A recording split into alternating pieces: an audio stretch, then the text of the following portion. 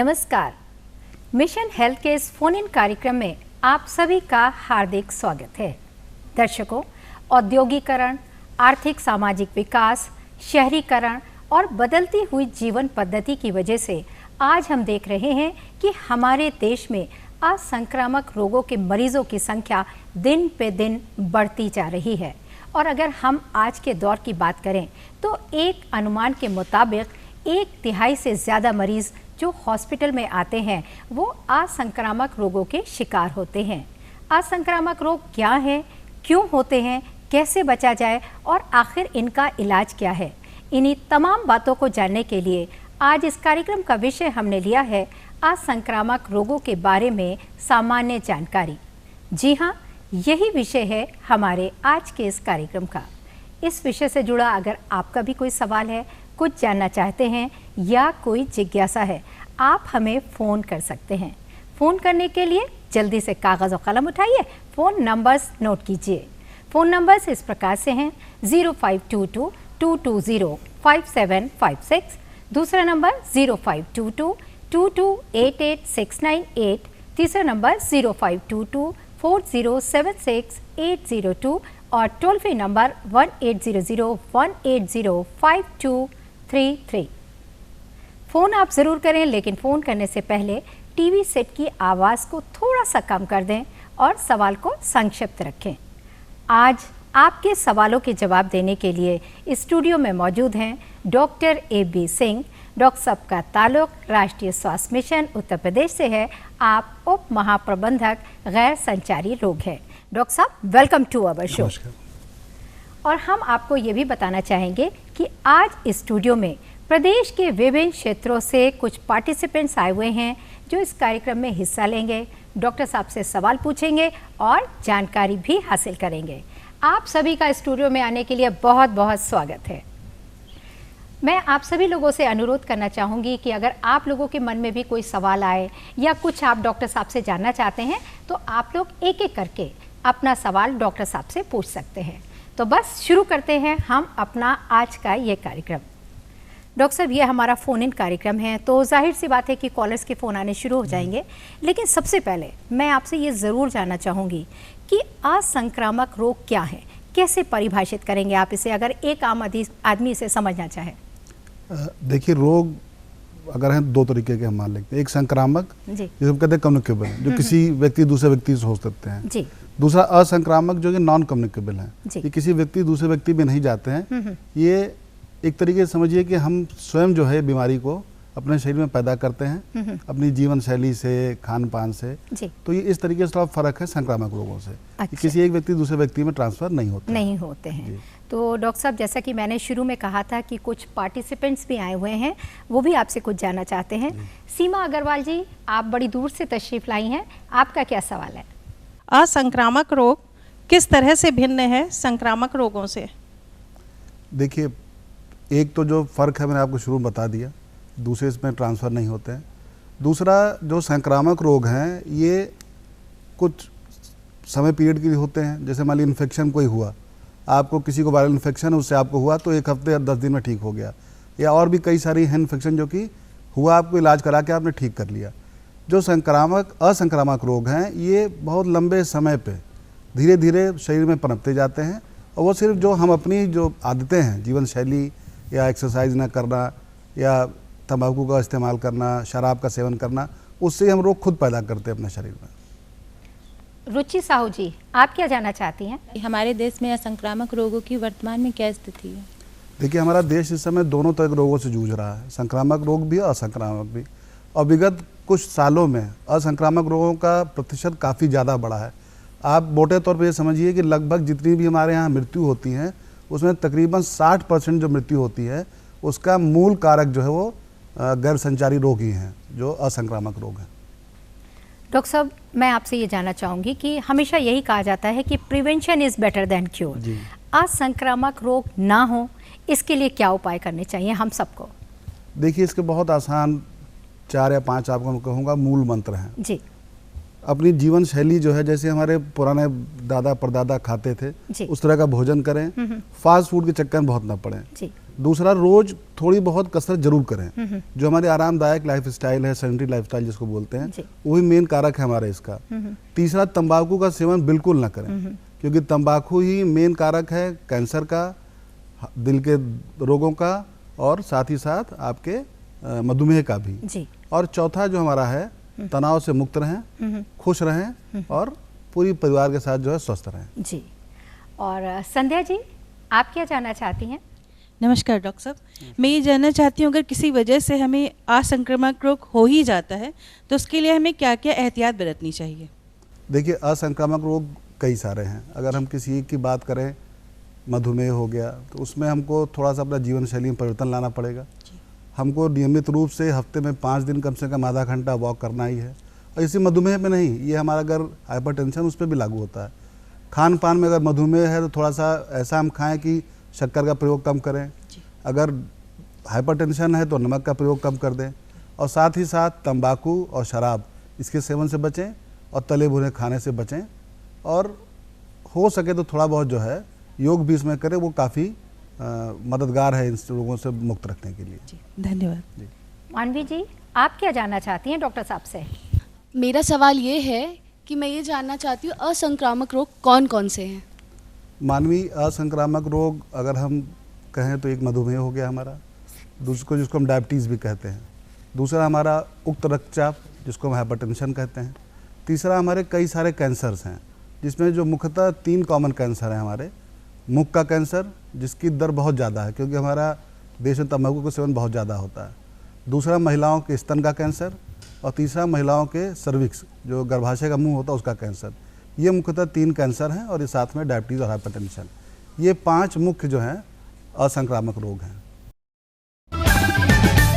Doctor साहब, आपने cancer का जिक्र किया। कैंसर का नाम लेते ही इंसान घबरा जाता है और उसके कदमों तले ज़मीन खिसक जाती है, और वो ये समझता है कि शायद अब हमारा बचना मुमकिन नहीं है। मैं आपसे ये जानना चाहूँगी कि कैंसर होने के कारण क्या हैं? रिस्क फैक्टर की अगर हम बात करें, वो कौन कौन से रिस्क फैक्टर हैं? देखिए, जो जितने कैंसर हैं सबके अपने अलग रिस्क फैक्टर हैं। जैसे मैंने आपको कहा मुख का कैंसर जी, तो उसका जो मुख्यतः मेन जो कारण है वो हमारा है तंबाकू और सुपारी का सेवन। अच्छा। वो लंबे समय तक सेवन करने से कैंसर होने के चांसेस बहुत ज़्यादा हो जाते हैं, और कैंसर मुख्यतः उन्हीं लोगों में पाया जाता है जो कि इसका सेवन करते रहे।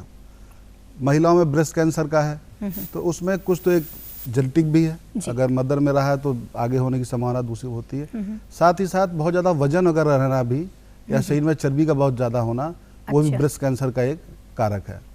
अच्छा। और तीसरा जो मैंने आपको बताया सर्वाइकल कैंसर का, तो उसमें एक वायरस होता है, ह्यूमन पैपिलोमा वायरस, उसका इन्फेक्शन अगर हो तो वो आगे चल के कैंसर में परिवर्तित हो जाता है। तो यानी कि जो सबसे ज़्यादा बड़ी वजह है वो है तंबाकू का सेवन करना। बिल्कुल, तंबाकू का सेवन ही मेन कारण है कैंसर का। तो हम अपने दर्शकों से कहना चाहेंगे कि ज़िंदगी आपका साथ छोड़ दे, उससे बेहतर है कि आप तंबाकू का साथ बिल्कुल छोड़ दीजिए। यानी कि आपको तंबाकू को कहना है ना, और ज़िंदगी को कहना है हाँ। और आदिति जी, आप भी स्टूडियो में आई हैं, आपका क्या सवाल है? डॉक्टर साहब, मेरा ये प्रश्न है कि कुछ लोगों के मन में धारणा बन गई है कि कैंसर का कोई इलाज नहीं है, क्या ये सही है? देखिए, कैंसर अगर शुरुआती दौर में पता चल जाए तो जो बाकी और गैर संक्रामक रोग हैं ये तो फिर ज़िंदगी भर सबको दवा लेनी पड़ती है। कैंसर का अगर शुरू पता चल जाए तो इसका पूर्णतः इलाज संभव है। परेशानी तब होती है जब व्यक्ति को पता चलता है बहुत आगे की स्टेज में जाके। तो मेरा तो ये मानना है कि कैंसर एक ऐसा रोग है जो अगर समय से पहचान लिया जाए, समय से उपचार मिल जाए, तो इससे इलाज बिल्कुल संभव है, पूरे 100%, 100%। स्मृति जी, आपका क्या सवाल है? आप क्या जानना चाहती हैं डॉक्टर साहब से? डॉक्टर साहब, मेरा सवाल ये है कि कुछ दशकों से मधुमेह हमारे मतलब समाज में सामने आया है, इसको रोकने के लिए हम क्या कर सकते हैं? मधुमेह को रोकने के लिए हम लोग क्या कर सकते हैं? बहुत अच्छा सवाल है डॉक्टर साहब, क्योंकि आजकल हम देख रहे हैं कि डायबिटीज़ जो है वो बहुत कॉमन होती चली जा रही है। नहीं, बहुत अच्छा सवाल पूछा है उन्होंने अपनी उम्र के हिसाब से भी, क्योंकि आजकल देखने में आ रहा है कि डायबिटीज़ बहुत अर्ली एजेस में भी शुरू हो जा रही है। जी सर। पहले होता था कि लोगों को 50 के बाद उसके बाद डायबिटीज़ होती थी। उसका मुख्य वजह है हम लोगों ने अपनी जीवन शैली ऐसी बना ली है, खाना fast food, high calorie, alcohol का इंटेक बहुत ज़्यादा बढ़ गया है, और तमाम तरह का तला भुना खाना, और साथ ही साथ जो है शारीरिक श्रम बिल्कुल ज़ीरो हो गया। Yes sir. तो ये मेन कारण है मधुमेह जो इतना अधिक बढ़ रहा है। अगर इनको अवॉइड कर ले तो मधुमेह से निश्चित रूप से हम बच सकते हैं। Thank you sir. डॉक्टर साहब, इस वक्त एक कॉलर जुड़ गए हैं, वो आपसे कुछ जानना चाहते हैं। हेलो, स्वागत है आपका मिशन हेल्थ कार्यक्रम में, अपना सवाल पूछिए। हाँ मैम, हम डॉक्टर साहब से एक सवाल पूछना चाह रहे थे। हमारा नाम है राजेश, आजमगढ़ से बोल रहा हूँ मैं। जी राजेश जी, क्या समस्या है? डॉक्टर साहब से पूछ रहे थे कि बचाव इलाज हमेशा अच्छा होता है जी। तो क्या जो आक्रामक रोग न होने पाए इसके लिए हम क्या सावधानी रख सकते हैं? ओके डॉक्टर साहब, वही सवाल है कि कहा जाता है ना कि prevention is better than cure, तो वो कह रहे हैं किस तरह की सावधानी रखें ताकि असंक्रामक रोग ना होने पाए। मैं फिर दोहराऊंगा, जी। नियमित व्यायाम करें, खाने में अपने परहेज करें, फास्ट फूड से तौबा कर लें जी। और साथ ही साथ जो है अगर हम संयमित जीवन शैली अपनी रखें जी। तो मधुमेह से बिल्कुल रूप से बचा जा सकता है। डॉक्टर साहब, अगर देखा जाए तो आजकल भाग दौड़ की ज़िंदगी है, हर इंसान बड़ी तेज़ी से भाग रहा है, लेकिन ऐसे में होता ये है कि खुद तो आगे निकल जाता है लेकिन कहीं ना कहीं देखा जाए तो शरीर पीछे रह जाता है। मेरा मतलब ये है कि आजकल अगर देखा जाए तो हृदय रोगी जो हैं, हार्ट पेशेंट दिन पे दिन बढ़ते जा रहे हैं, क्या वजह है और कैसे बचा जा सकता है हार्ट प्रॉब्लम से? हृदय रोग से बचने के लिए नमक का सेवन जो है जी। वो निर्धारित मात्रा में होना चाहिए। बहुत ज़्यादा नमक खाना भी हृदय रोग को कारक है। दूसरा, जी। हमको बहुत ज़्यादा तला भुना खाना नहीं खाना है जी। और नियमित व्यायाम करना है अपने हृदय को स्वस्थ रखने के लिए। डॉक्टर साहब, अगर देखा जाता है कि लोग कहते हैं, आप कहते हैं कि वो जो सैलेड वगैरह होती है उसमें टेबल सॉल्ट डाल करके खाते हैं, क्या वो शरीर के लिए नुकसानदेह है? मैंने शुरू में आपको कहा इसके पहले कि नमक का सेवन नियमित रूप से एक सीमित मात्रा में करना चाहिए। एक अमूमन जो हमारा एक एडल्ट है उसके लिए रोज 5 ग्राम का नमक जो है 5 ग्राम 5 ग्राम 1 चम्मच नमक समझ लीजिए उसको दिन भर में खाना है, अगर वो स्वस्थ है, हाइपरटेंसिव नहीं है। जी। इसलिए हमको कभी भी सलाद में नमक ऐड करके नहीं खाना चाहिए देता है। जी, यानी कि नमक का सेवन वही जैसा आप कह रहे हैं कि जी, 5 बिल्कुल। ग्राम से 5 ग्राम ज़्यादा नहीं बिल्कुल खाना नहीं करना बिल्कुल। चाहिए। डॉक्टर साहब, अगर हार्ट प्रॉब्लम बाई चांस किसी को हो जाती है, ऐसी सूरत में क्या करना चाहिए? देखिए, अगर कोई इमरजेंसी की स्थिति है जी। कि अगर किसी को मान लीजिए दिल का दौरा पड़ गया, अगर उसको सीने में बहुत दर्द है, सांस फूल रहा है, तो उसमें तो ये है कि बस तुरंत निकट के अस्पताल ले जाएं ताकि वहाँ पर चिकित्सीय परामर्श लेकर उसका इलाज हो सके। जी। क्योंकि जो शुरू का 1 घंटा है या 40 मिनट उसको हम लोग बोलते हैं गोल्डन पीरियड। अच्छा। अगर अगर उसमें इलाज मिल जाए तो उस व्यक्ति की जान बचाना ज़्यादा आसान होती है और आगे की कॉम्प्लिकेशंस भी कम होती हैं। जी जी। तो उसमें मेरा यही सलाह है कि तुरंत जो है इस स्थिति में निकटी अस्पताल लेके जाएं और इलाज करवा लें। डॉक्टर साहब, देखा जाए तो ईश्वर ने हमें 2 आंखें दी हैं, 2 हाथ हैं, 2 पैर हैं, 2 गुर्दे हैं, 2 फेफड़े हैं, लेकिन दिल एक ही है, इसलिए हमें उसको ज़िंदगी भर स्वस्थ और सुरक्षित रखना पड़ेगा। वासिया जी, मैं आपसे जानना चाहूँगी, आप कहाँ से तशरीफ़ लाई हैं और आपका क्या सवाल है? जी, मैं लखनऊ से आई हूँ और मेरा सवाल डॉक्टर साहब से ये है कि हृदय रोगी को क्या एहतियात रखने चाहिए? देखिए, हृदय रोगी अगर वो डायग्नोज्ड है तो पहला एहतियात उसको ये रखना है कि जो भी उसको चिकित्सीय सलाह दी गई है, दवा का सेवन लगातार उस रूप से करते रहें। नमक का प्रयोग निश्चित रूप से डॉक्टर ने कम बताएंगे उनको, नमक का सेवन कम करें, तंबाकू से दूर रहें, शराब का सेवन न करें और चिकित्सीय परामर्श के अनुसार अपना रोज़ की दिनचर्या में थोड़ा बहुत व्यायाम वगैरह को जरूर इंक्लूड कर लें ताकि उनका दिल स्वस्थ रहे। जी, धन्यवाद। नंदिनी वर्मा, आपका क्या सवाल है? आप क्या जानना चाहती हैं? पूछिए सवाल। जी डॉक्टर साहब, मेरा प्रश्न ये है कि जो मधुमेह के रोगी होते हैं उन्हें क्या दिल का दौरा पड़ने या हृदय संबंधी रोग होने की संभावनाएं ज़्यादा होती हैं? मधुमेह और दिल का रोग, इन दोनों का आपस में बहुत ज़्यादा कोरिलेशन है, गहरा संबंध है। गहरा संबंध है। क्योंकि होता क्या है कि जब हमारे शरीर में शर्करा की मात्रा ज़्यादा होती जाती है तो जो हमारी रक्त की धमनियाँ हैं वो जितनी फ्लेक्सिबल होती है उसकी फ्लेक्सिबिलिटी कम हो जाती है। उस स्थिति में हमारे रक्त वाहिनियों में एथेरोस्क्लेरोसिस शुरू हो जाती है। तो मधुमेह के रोगियों को दिल का रोग होने की संभावना ज़्यादा रहती है। इसीलिए मैंने कहा कि मधुमेह का मैनेजमेंट बहुत इंपॉर्टेंट है ताकि आपको आगे चल के और कॉम्प्लिकेशंस ना हो। क्योंकि डायबिटीज़ की वजह से केवल दिल का ही नहीं, किडनी भी खराब हो जाती है आगे चल के, आंखों पर भी असर पड़ता है। इसलिए मधुमेह का मैनेजमेंट बहुत ज़रूरी है। यानी कि डॉक्टर साहब, अगर देखा जाए तो डायबिटीज़ की वजह से सर से लेकर के पैर तक सभी अंगों के ऊपर गहरा असर पड़ता है। बिल्कुल, अगर आप लोग कहते हैं कि डायबिटीज़ जो एक तरीके से शरीर से घुन लग जाता है, जी, उस जी, तरीके जी। का रोग है, वो सारे अंगों को प्रभावित करता है। जी हाँ, देखिए, मुझे छूट गया था जो गैर संक्रामक रोग हैं, जी उसमें हमारे सांस के भी रोग हैं जिसको हम कहते हैं COPD, जी। क्रोनिक ऑब्स्ट्रक्टिव पल्मोनरी डिजीज, या अस्थमा भी साथ में है। अच्छा। मुख्यतः ये बीमारी एक उम्र के बाद होती है, वृद्धावस्था में। लेकिन आजकल की जो हमारी लाइफ स्टाइल हो गई है, इतना प्रदूषण है, इतना धूल है, इतना धुआं है, उस वजह से जो है आजकल ये श्वास के रोग काफ़ी ज़्यादा बढ़ गए हैं। जी। और ये काफ़ी चिंता का विषय है। डॉक्टर साहब, जैसे कि मास्क का इस्तेमाल करते हैं तो इसमें कुछ पावर होती है, जैसे N95 वगैरह वगैरह, कौन सा मास्क इस्तेमाल करें ताकि हमको इससे फ़ायदा मिल सके? देखिए, पहला तो ये है कि हम अपने स्तर से इतना काम करें कि हम प्रदूषण को ना बढ़ाएं, जी, धूल धुआं ज़्यादा ना हो। बाकी अगर हम चलें तो मास्क जो है 95 का जो मास्क है वो धूल के कणों को अंदर जाने से रोकता है, तो उससे हम जरूर लगा के बचा जा सकता है। डॉक्टर साहब, हम देखते हैं कि अक्सर लोग पॉलीथीन को जला देते हैं, क्या उसकी वजह से भी किसी तरह की कोई दिक्कत हो सकती है? बिल्कुल, पॉलीथीन पूरा कार्बन ही होता है, जब वो जाता है तो वायुमंडल को प्रदूषित करता है जी, और जो आसपास उसके टच में आएगा निश्चित रूप से उसको सांस की संबंधी दिक्कतें होंगी। जी। और इस वक्त एक कॉलर जुड़ गए हैं, वो कुछ जानना चाहते हैं। Hello hello.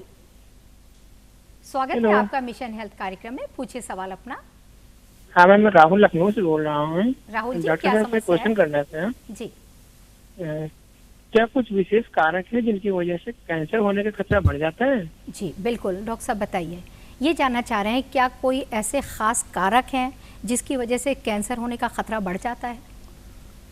अलग अलग कैंसर के अलग अलग कारक हैं। मैंने कहा मुख्य कैंसर का मुख्य कारक तंबाकू और सुपारी का सेवन है। जी, हमारे आमाशय का कैंसर है और लीवर का कैंसर है, पैंक्रियाज का कैंसर है, उसका मुख्य कारण जो है शराब का सेवन है। जी, बाकी मैंने महिलाओं के स्तन कैंसर का बताया, जेनेटिक भी है और थोड़ा जो है उनकी लाइफस्टाइल की वजह से भी है। जी, और जो सर्वाइकल कैंसर है उसका मुख्य कारण जो है ह्यूमन पेपिलोमा वायरस का इन्फेक्शन है। जी। लंबे समय रहने पर वो आगे कैंसर में परिवर्तित हो जाता है। जी। डॉक्टर साहब, आप जिक्र कर रहे थे श्वसन संबंधी बीमारियों के बारे में, आपने अस्थमा का जिक्र किया। लोग ये समझते हैं आज के दौर में भी, जिसको हम दमा भी कहते हैं, कि दमा जो है वो दम के साथ जाता है। नहीं, ऐसा बिल्कुल नहीं है, लेकिन बस ये कि जो दमा के मरीज हैं उनको थोड़ा अपना विशेष एहतियात रखना पड़ता है और साथ ही साथ उनको जो दवाएं हैं उसका नियमित उपयोग करना पड़ता है। और आजकल तो बहुत अच्छे अच्छे इनहेलर्स, रोटा हेलर्स, ये सारे उपलब्ध हैं जिससे वो अच्छे से मैनेज हो जाता है। वो दवाओं के साथ साथ और थोड़ा अपना विशेष ध्यान रखते हुए नॉर्मल ज़िंदगी जी सकते हैं, कोई परेशानी की बात नहीं है। डॉक्टर साहब, कार्यक्रम का समय समाप्त होने जा रहा है। मैं चाहूँगी कि आप हमारे व्यूवर्स को कोई ऐसा पैगाम दीजिए, ऐसा संदेश दीजिए ताकि उन्हें असंक्रामक रोग ना हो, वो स्वस्थ रहें, सुखी रहें, हंसते रहें, मुस्कुराते रहें। आज हमारी ऑडियंस ज़्यादातर सब युवा ही हैं, तो इनसे मेरा एक यही संदेश है कि लंबा जीवन जीना है आपको, तंबाकू, शराब, इसके सेवन से दूर रहिए और अच्छा खाइए, खूब खाइए, लेकिन व्यायाम करके उसको सब खर्चा भी कर दीजिए ताकि आपको किसी प्रकार कोई रोग ना हो, आप स्वस्थ रहें, तब प्रदेश भी स्वस्थ रहेगा और देश भी स्वस्थ रहेगा। यानी कि डॉक्टर साहब, एक्सरसाइज करना और चलना बहुत ज़रूरी है। अगर हम नहीं चलेंगे तो फिर डॉक्टर साहब दवाएं चलने लगेंगी। बिल्कुल, आपने सही कहा, अगर हम नहीं चलेंगे तो दवाएं चलेंगी। जी जी। तो हम आप लोगों से कहना चाहेंगे, आप 5 टिप्स ज़रूर अपनाइए। Eat vegetables, avoid fast food, drink plenty of water, eat less and walk more. Doctor साहब, आगे हम आपसे जानना चाहेंगे कि अगर किसी को श्वसन संबंधी समस्या हो गई है बाई चांस, तो देखा जाता है कि वो इन्हेलर प्रॉपर तरीके से नहीं ले पाते हैं और फिर वो डॉक्टर को या तो ब्लेम करते हैं या ये कहते हैं कि भाई इन्हेलर अच्छा नहीं है। इन्हेलर लेते समय किन किन बातों का ख्याल रखना चाहिए, और जो इन्हेलर के बारे में लोगों को स्टिग्मा है कि भाई ये अब ये लास्ट स्टेज है, हम ये चाहेंगे कि उस चीज़ को क्लियर कर दीजिए आप। नहीं, देखिए, इन्हेलर के लिए सबसे अच्छा तरीका ये है कि आप पूरी सांस जो अपनी छोड़ के इन्हेलर तब लीजिए और थोड़ी देर तक सांस को अंदर रोके रहिए ताकि जो उसके अंदर पार्टिकल्स हैं दवा के वो आपके लंग्स तक वहाँ पहुँच जाएं। जी। और इन्हेलर लेना कोई ऐसा नहीं कि बहुत बड़ी बात हो गई है, वो एक दवा का रूप है जो कि आप मुंह से ना खा के इन्हेलर्स ले रहे हैं ताकि आपको जल्दी और ज़्यादा उससे असर मिले। जी। और अब कार्यक्रम के अंत में चलते चलते